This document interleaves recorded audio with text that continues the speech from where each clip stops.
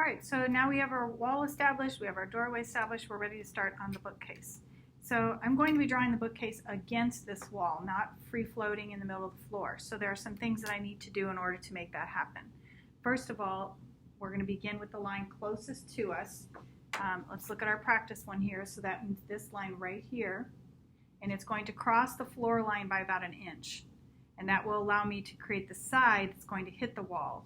Now the front edge obviously needs to be longer because I've got all my book collection, my Harry Potters and my Shakespeare series. I've got to get all that in there. So I want to make sure that I'm getting enough space in there.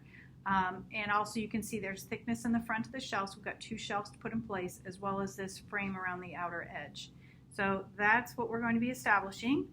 I'm going to start by drawing the line that's closest to me, lining my horizon line and my triangle up across the top. And I want to make sure that I have enough room. Again, the rest of the bookcase is going to go this way, so maybe I'm better off to scoot it a little bit over. That way I can make the front a little bit longer. So I've got to get all my books in there. So I'm going to begin with the first line below the horizon line because it's not tall. It's not a tall bookcase. It's a shorter one. And I want to pass the floor line by about an inch. So let's see what that line looks like. So you can see here I've crossed the floor line. I'm going to zoom this in a bit so that you can see this a little more closely. So you can see that I've crossed the floor line by about an inch. That's going to allow me to create the depth for the bookcase to be against the wall, which is the next thing we're going to do. So I'm going to use my left vanishing point, line it up with the bottom of my bookcase there. There's the line for the bookcase. And I'm going to stop at the floor line. Now if I continued and went across the floor line, it would look like it was built into the wall and kind of sticking out in a very awkward way. I want this to look like it's against the wall, so I have to stop at the floor line there.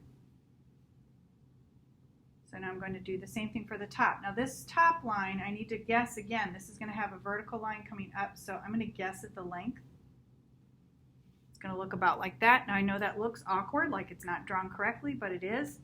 Just know that both of those lines should be pointing toward the horizon line and the vanishing point. Now the reason why they look a little more awkward is because this line is very close to this vanishing point and horizon line there. So it's very close in proximity, so this angle is going to become more severe. But this is taller, so it's going to be a little flatter, and this is going to be more severe because it's lower. Now I'm going to draw the front of the bookcase going to my right vanishing point.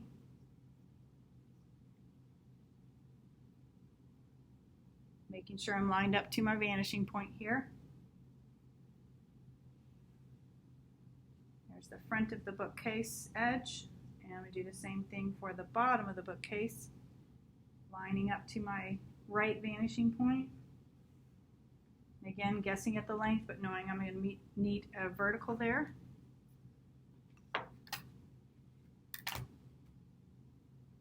And I'm going to line this up with my horizon line.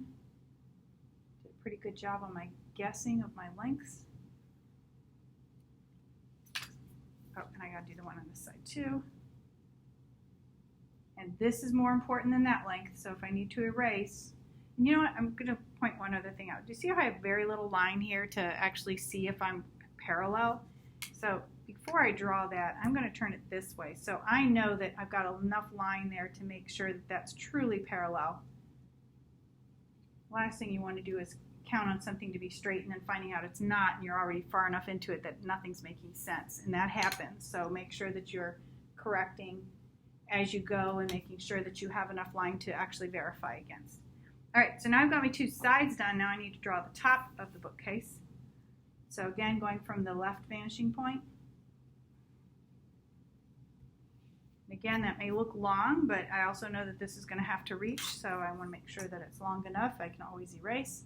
Going to my right vanishing point. Wasn't too far off on that length. It's a little bit long, but not bad.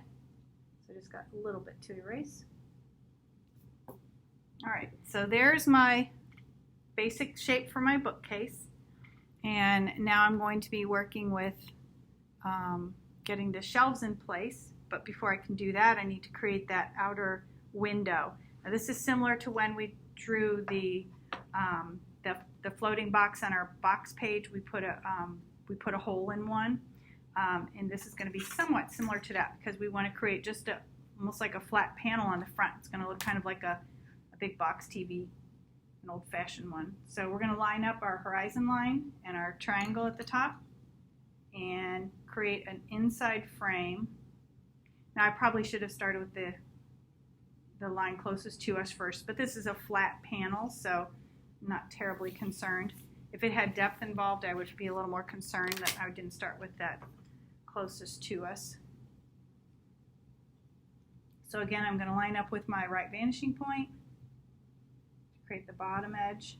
I'm going to stop right where the edge should begin because remember I'm doing like this little outside framework. Right vanishing point to the top of the line.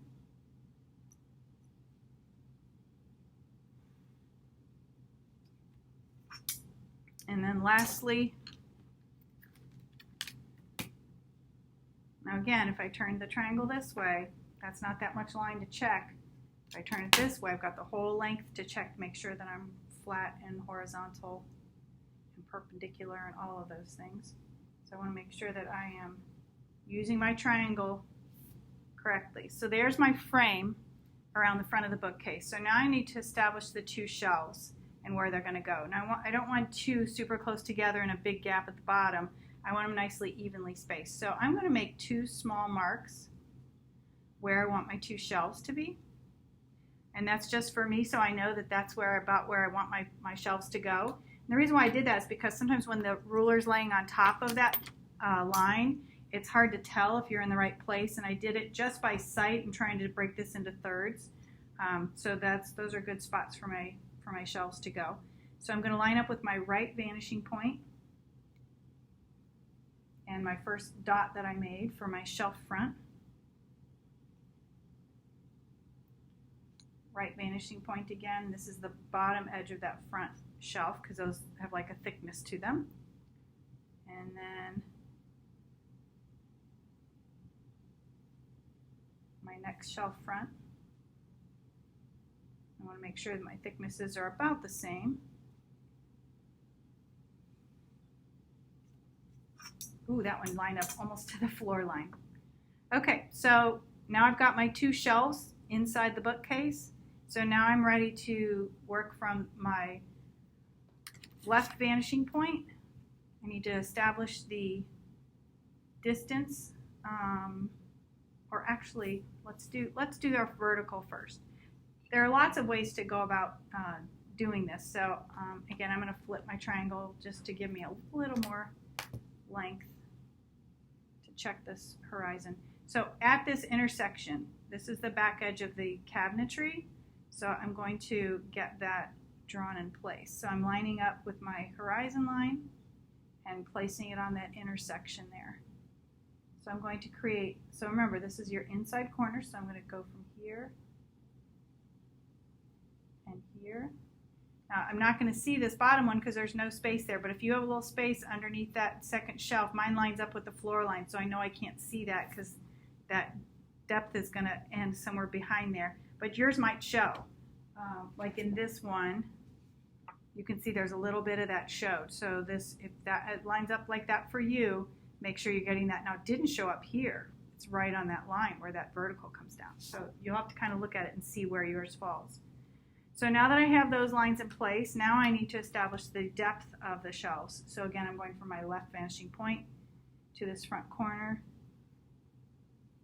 creating that angle. Again, left vanishing point to this front corner. Now this side it's going to go underneath, so I really didn't need that line, but I didn't know that at the time. And I'm going to go from my left vanishing point to this front corner, and that goes underneath too. So now I can erase out, well, I'm going to go ahead and, since this one and this one you don't see the back edge of the shelf, but this top one I do see it. So I'm going to line up my right vanishing point to this intersection and draw that back edge. And now I'm going to erase